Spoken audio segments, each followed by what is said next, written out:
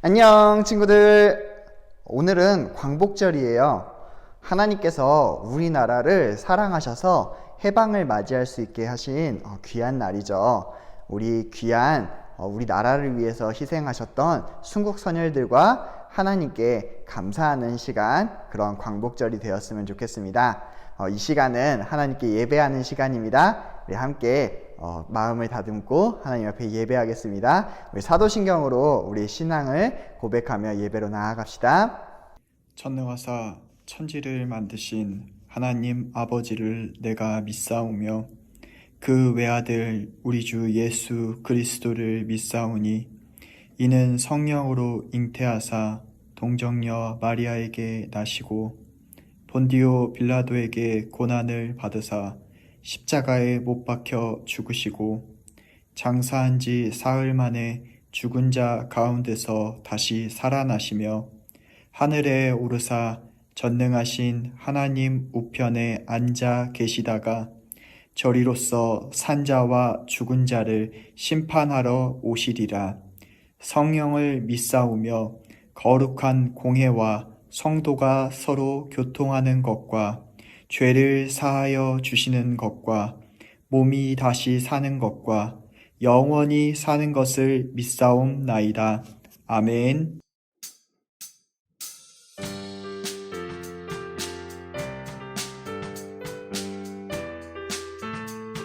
나는 주의 말씀대로 나는 주의 말씀대로 행하는 사람. 나의 손과 발 주의 길을 따라가요. 나는 주의 말씀 위에 세워진 사람. 나의 몸과 마음 주의 뜻 이루어가요. 하루하루 달라지는 나의 모습. 하루하루 이 세상을 바꿔나가요. 하루하루 달라지는 나의 모습. 하루하루 이 세상을 바꿔나가요. 나는 주의 말씀대로 행하는 사람.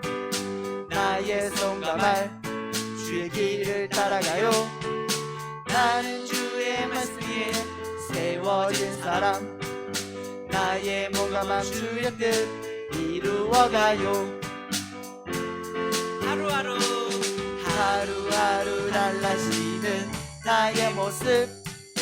하루하루 이 세상을 바꿔나가요.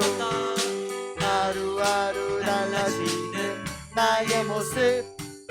하루하루 이 세상을 바꿔나가요. 나는 주의 말씀대로 행하는 사람. 나의 손과 발 주의 길을 따라가요. 나는 주의 말씀 위에 세워진 사람. 나의 손과 마음 주의 뜻 이루어가요. 한 번 더 하루하루 달라지는 나의 모습. 하루하루 이 세상을 바꿔나가요. 하루하루 달라지는 나의 모습. 하루하루 이 세상을 바꿔나가요. 나는 주의 말씀대로 행하는 사람. 나의 손과 발 주의 길을 따라가요. 나는 주의 말씀대로 행하는 사람. 나의 몸과 마음 주의 뜻 이루어가요.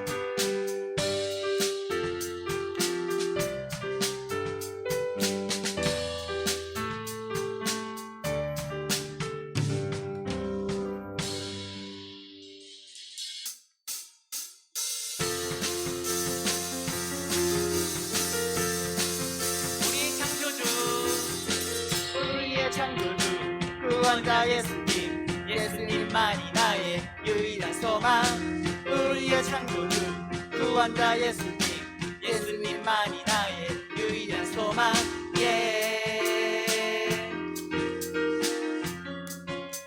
한 번 더 함께 고백할게요. 그 소망 소망 가진 우리들 예수님만을 위해 살아가리. 오직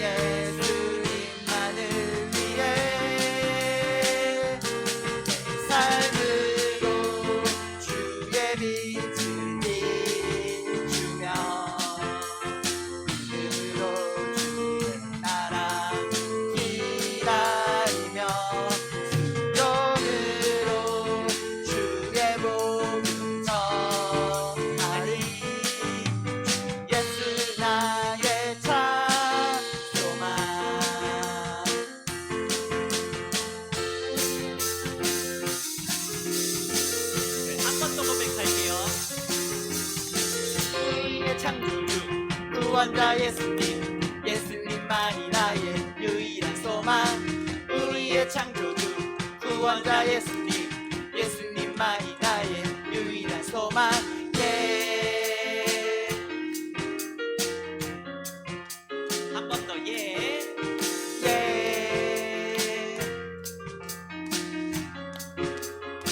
그 소망 가진 우리들 예수님만을 위해 살아가리 오직 예수님만을 위해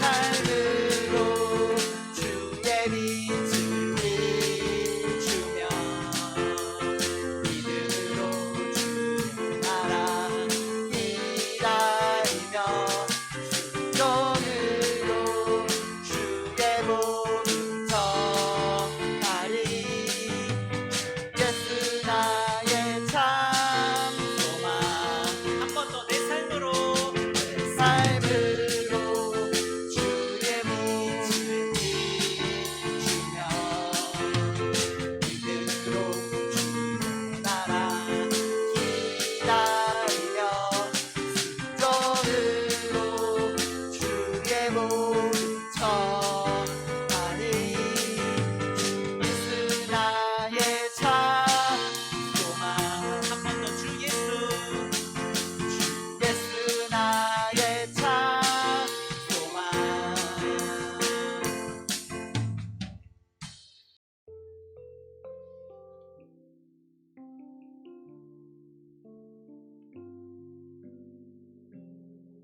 그 사랑 기억하게 그 사랑 기억하게 해주세요 그네 더 깨닫게 해주세요 그 큰 사랑 갚을 수 없는 그 은혜로 따뜻하게 품게 해주세요 다른 생각 다른 모습 주님 안에서 아름답게 어울려 서로 볼 때마다 하늘 소망 볼 수 있게 해주세요 그 사랑 기억하게 그 사랑 기억하게 해주세요 그네 더 깨닫게 그네 더 깨닫게 해주세요 그 큰 사랑 갚을 수 없는 그 은혜로 따뜻하게 품게 해주세요 다른 생각 다른 모습 다른 생각 다른 모습 주님 안에서 아름답게 어울려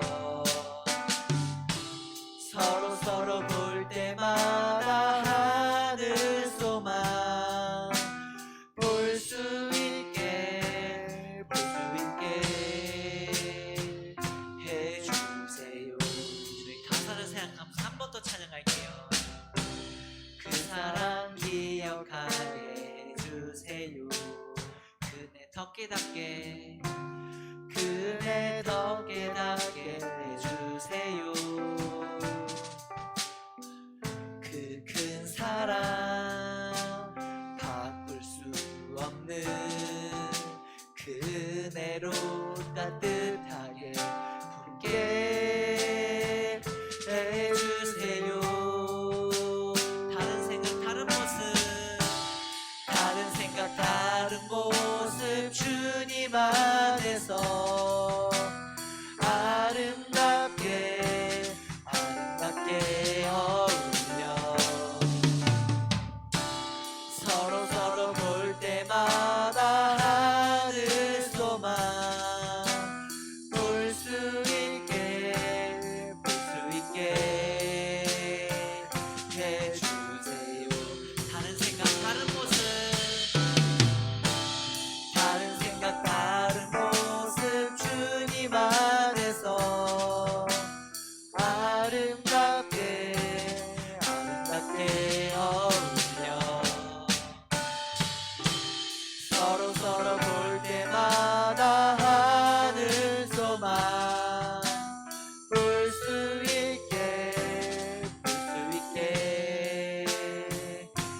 해주세요.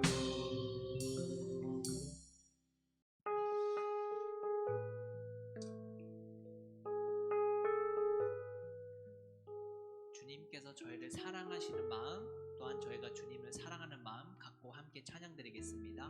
주의 보좌로 주의 보좌로 나갈 때에 어떻게 나가야 할까? 나를 구원한 주의 십자가 그것을 믿으며 가네. 주의 보좌로 주의 보좌로 나갈 때에 나 여전히 부족하다. 나를 품으신 주의 그 사랑 그것을 믿으며 가네. 자격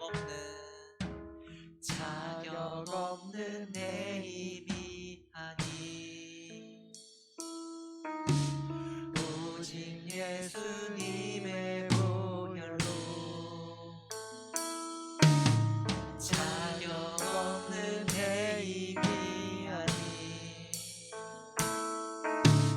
오직 예수님의 보혈로. 함께 고백할게요. 십자가의 보혈, 십자가의 보혈 완전하신 사랑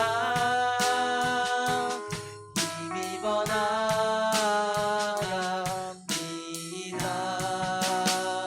십자가의 보혈 완전하신 사랑 힘입어 예배합니다. 십자가의 보혈, 십자가의 보혈 완전하신 사랑 힘입어 나갑니다.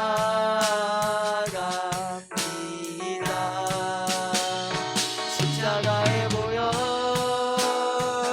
완전하신 사랑 힘입어 예배합니다. 주의 보좌로 나아갈 때 주의 보좌로 나갈 때에 어떻게 나가야 하나. 나를 부르신 주의 그 사랑 그것을 믿으며 가네. 주의 보좌로 나아갈 때 주의 보좌로 나갈 때에 나 여전히 부족하다. 나를 품으신 주의 그 사랑 그것을 믿으며 가네. 자격 없는 내 힘이 아닌 자격 없는 내 힘이 아니 오직 예수님의 보혈로 자격 없는 내 힘이 아니 오직 예수님의 보혈로. 함께 고백할게요. 십자가의 보혈, 십자가의 보혈 완전하신 사랑 힘입어 나갑니다.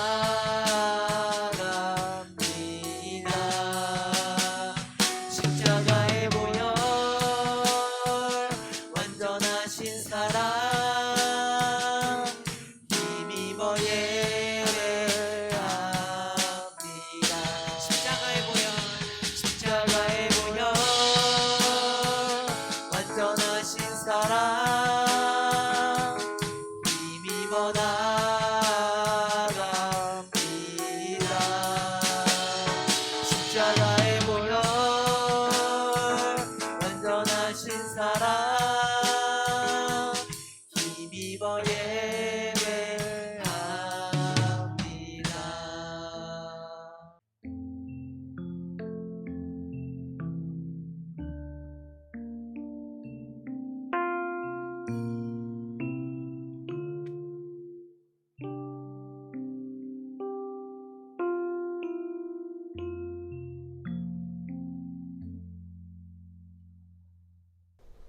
오늘 우리에게 주신 하나님의 말씀은 스가랴 3장 1절부터 5절까지의 말씀입니다. 함께 읽겠습니다. 제 3장.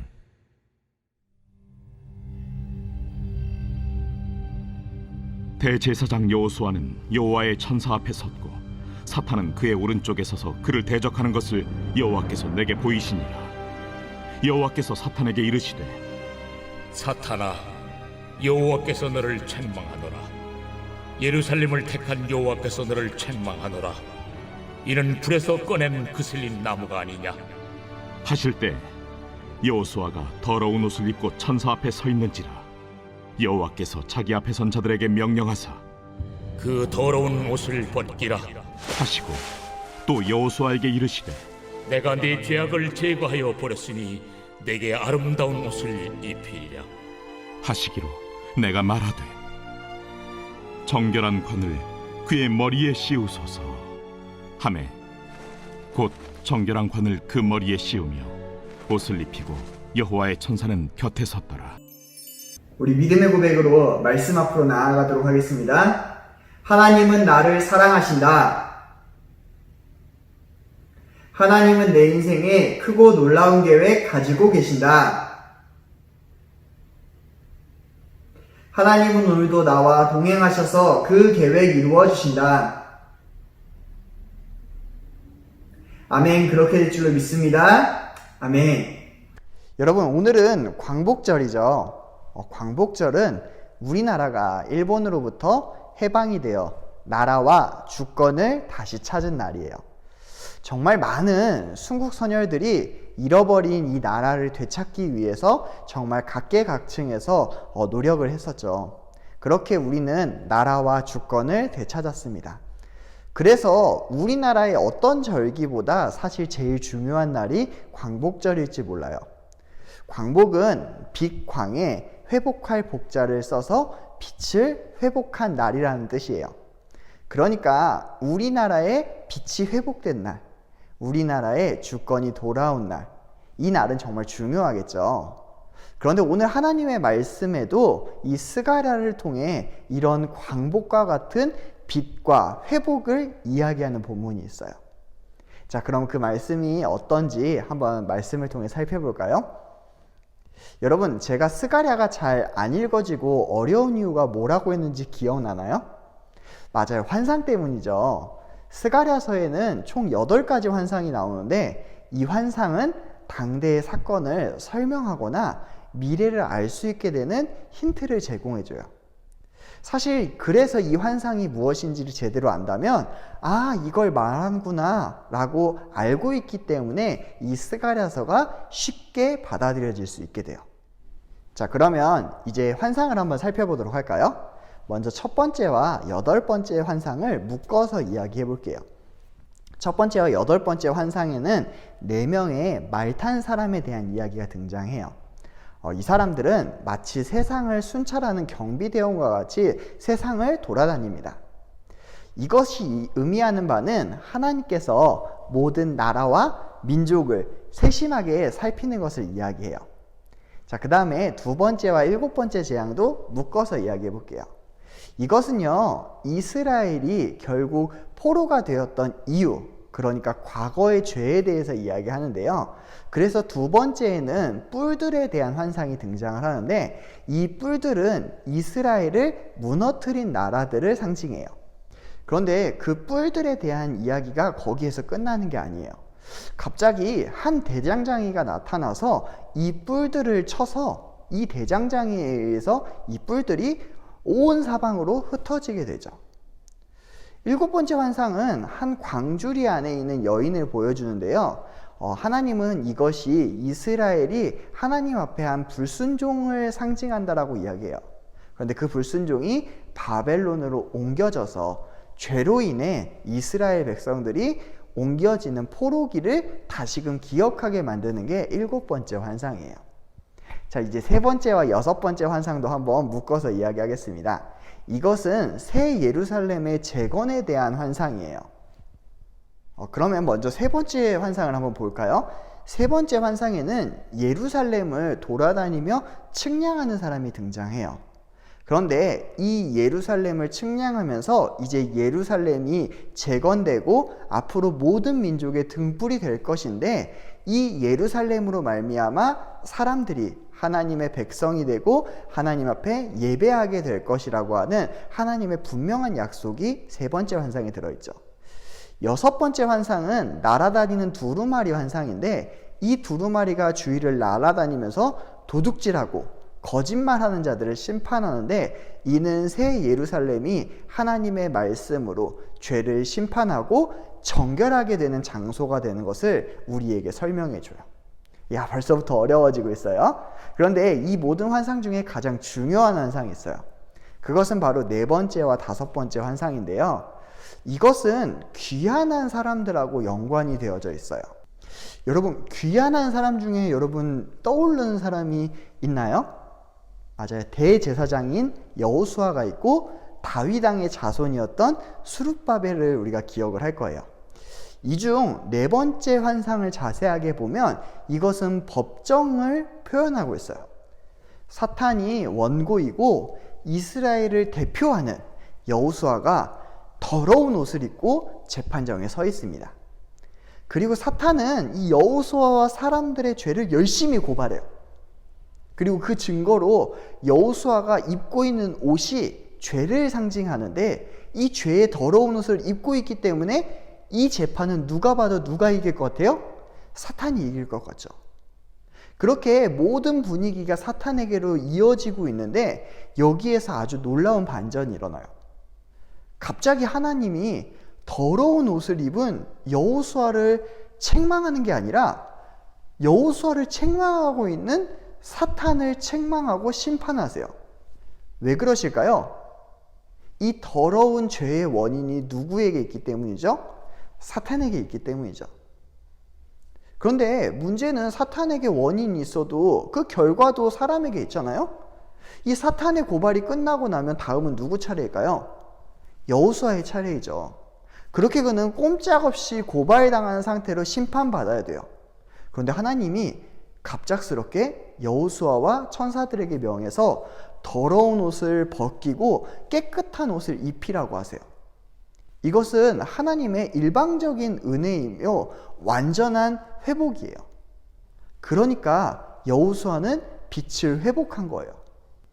분명히 죄를 벗을 수가 없었는데 하나님의 은혜로 말미암아 벗을 수 없는 더러운 죄, 더러운 옷을 하나님이 벗기라고 명령하시고 죄 없다라고 선언해 주셨기 때문에 그는 죄가 없는 사람으로 인정받아요. 그리고 그때부터 하나님 앞을 자유롭게 오갈 수 있게 되죠. 우리도 이 여호수아와 똑같이 죄의 짐을 벗고 죄의 옷을 벗고 하나님 앞에 이렇게 나아갈 수 있게 된 거예요. 그리고 한 가지 환상이 더 있죠. 다섯 번째 환상은 두 올리브 나무가 등장을 하는데, 이것은 하나님께서 기름 부음 받은 제사장과 왕을 이야기해요. 여러분, 제사장과 왕이 누구였죠? 여호수아와 스룹바벨이죠. 이들은 무엇을 지금 열심히 하고 있어요? 성전 재건을 열심히 하고 있죠. 그래서 하나님은 말씀하시는 거예요. 이들이 하는 성전 재건이 성공하기 위해서는 어떤 책략과 방식을 이용하는 게 아니라 반드시 그들에게 임하시는 하나님의 영에 의지할 때만 성공한다는 것을 그 사람들에게 알려줘요. 그리고 마지막으로 하나님은 여호수아에게 거룩한 왕관을 씌워주는데, 이것은 메시아에 대한 상징이에요.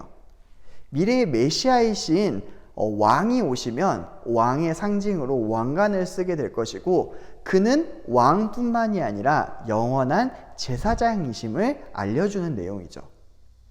그리고 이것은 사람들이 하나님 앞에 신실하고 하나님에게 신실하게 순종할 때 가능하다라는 것을 스가랴를 통해 분명하게 알려주고 있어요.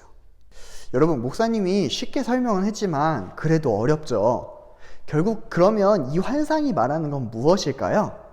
그것은 하나님은 세계의 만국을 다스리는 분이시라는 거예요. 그리고 두 번째, 하나님은 죄를 심판하시는 분이세요. 그리고 오직 하나님의 백성만이 하나님께 예배할 수 있고요. 그 예배는 하나님의 말씀으로 정결하게 된 자들만이 가능하다라는 것을 알려줘요. 그런데 여기에서 중요한 게 있죠. 죄에서 정결하게 하는 것은 자기의 힘과 능력과 노력으로 할 수 있는 게 아니에요. 오직 누구의 능력으로만 가능해요? 하나님의 능력으로만 가능하죠. 그리고 하나님은 그 백성들에게 하나님의 영에 의지할 때만 하나님과 함께 할 수 있게 하셨는데, 그 하나님의 영이 임하시는 것은 오직 하나님이신 메시아를 아는 거예요. 그러니까 뭐예요? 예수님을 아는 거라는 이야기죠. 그러니까 스가랴는 예수님이 오기 전에 이미 이 환상을 통해서 이스라엘 백성들에게 말하는 거예요. 너희가 예배도 드리고 성전도 짓는데 지금 너희는 진짜 하나님의 예배에 참여할 준비가 된 사람들이냐고, 진짜 하나님의 백성이냐고 물어보는 거죠. 사랑하는 우리 친구들, 오늘 말씀은요 사실 굉장히 중요해요. 왜냐하면요, 예수 그리스도를 안다라는 것은 단순하게 나 예수님 알아, 예수님 나 위해 죽고 부활하셨지, 이렇게 이야기하는 게 아니에요.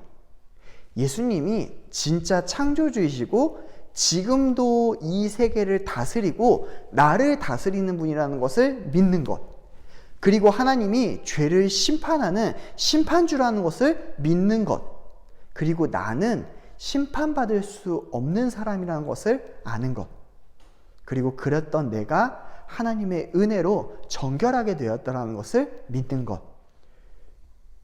이게 그런데 왜 중요할까요? 오늘요, 성경은요 이것을 그냥 배우고 듣는 것으로 안다라고 이야기하지 않아요. 하나님의 영이 부어진 사람, 그러니까 성령 하나님이 임재한 사람만이 알 수 있다라고 분명하게 이야기하죠. 그리고요, 우리는 이것을 두 글자로 줄여서 뭐라 그러냐면 믿음이라고 이야기해요. 여러분, 믿음은요 내가 열심히 믿을게요 이게 아니에요. 하나님이 내 안에 임하시는 것, 그래서 하나님의 말씀 한 구절 한 구절이 다 믿어지는 것, 그것을 우리는 믿음이라고 이야기합니다. 여러분께 다시 한번 물어보겠습니다. 여러분은 믿음을 가지고 있나요?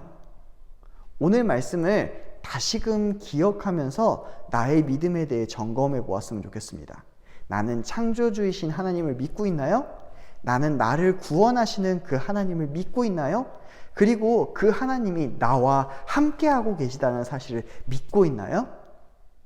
하나라도 믿어지지 않는다면 우리는 아직 믿음이 없는 거예요.